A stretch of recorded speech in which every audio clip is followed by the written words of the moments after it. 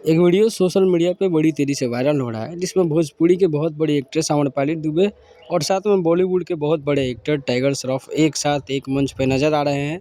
तो इस वीडियो के बारे में आगे बात कर लेते हैं। उसके पहले रिक्वेस्ट है कि चैनल को सब्सक्राइब, वीडियो को लाइक करना नहीं भूले ताकि ऐसे ही अपडेट्स आपको टाइम टू टाइम मिलते रहें। तो आम्रपाली दुबे को बुलाया गया था लोखंडवाला में दही हांडी उत्सव के दौरान।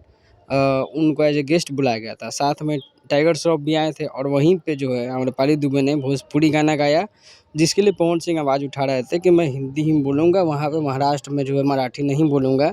वैसा ही हुआ, आम्रपाली दुबे जो है मराठी नहीं गा कर के उन्होंने भोजपुरी गाना गाया, जिससे भोजपुरी गाने की थोड़ी बहुत इज़्ज़त जो है वहाँ पे और ज़्यादा दिखाई। अब कुछ जगह ये भी देखने को मिल रही है कि ऐसा बताया जा रहा है कि आम्रपाली दुबे ने टाइगर श्रॉफ को इग्नोर कर दिया, लेकिन कुछ फ़ोटो जो आप इसमें देख सकते हो पॉज़ करके ही टाइगर श्रॉफ की तरफ आम्रपाली दुबे देख रही हैं, लेकिन टाइगर श्रॉफ उनकी तरफ नहीं देख रहे हैं।